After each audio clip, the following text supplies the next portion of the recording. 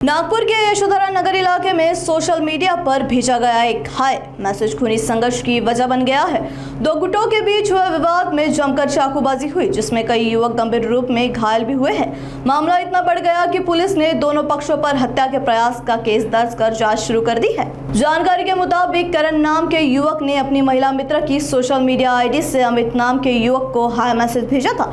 युवती पहले अमित की करीबी दोस्त रह चुकी थी। मैसेज मिलने के बाद अमित अपनी पत्नी के साथ युवती के घर पहुंचा, जहां पता चला कि मैसेज करण ने भेजा था। इसके बाद दोनों पक्षों के बीच विवाद बढ़ गया और समझौते के लिए यशोधरा नगर इलाके में बैठक रखी गई थी। लेकिन बातचीत के दौरान बहस इतनी बढ़ी कि दोनों ओर से युवक हथियार लेकर भिड़ गए और चाकूबाजी शुरू हो गई थी। इस हमले में कई युवक घायल हुए, जिन्हें मेयो अस्पताल में भर्ती कराया गया है।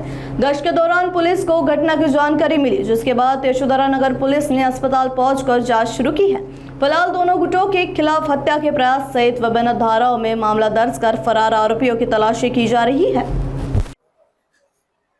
दिनांक 16 मे 2026 रोजी रात्री 9:30 पावणे 10 वाजताच्या सुमारास यशोधरा नगर पोलिसांना पेट्रोलिंग करत असताना बातमी मिळाली होती की आनंदनगर NIT ग्राउंड येथे काही मुलांमध्ये वाद होऊन भांडणे झालेली आहेत व त्यामध्ये 2 जण जखमी झाले असल्याची माहिती आम्हाला पेट्रोलिंग दरम्यान मिळालेली होती। सदर बातमीची शहानिशा करत असताना कळाले की इसम नामे शानू वैद्य हा सदर भांडणात जखमी झालेला असून तो मेयो हॉस्पिटलवर येथे गेलेला आहे। तसेच इसम रेहान शेख हा देखील जखमी असून तो मेडिकल हॉस्पिटल येथे गेलेला आहे। सदर प्रकरणाची शहानिशा केली असता आरोपी करण निमजे व त्याचा मित्र अमित खडसे यांच्या एका मुलीशी मैत्री होती व त्यातून त्यांनी आरोपी करण निमजे यांनी त्या मैत्रिणीच्या इन्स्टा ID वरून आरोपी अमित खडसे याला हाय मेसेज पाठवला होता। त्यावरून त्यांच्यामध्ये वाद झाले होते।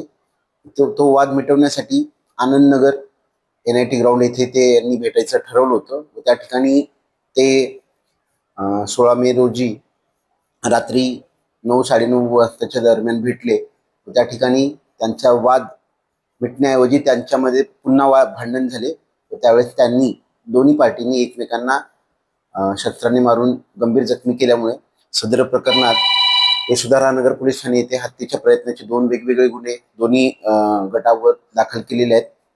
सदर प्रकरणात एका प्रकरणात 4 व एका प्रकरणात 7 असे आरोपी अटक करण्यात आलेले आहेत।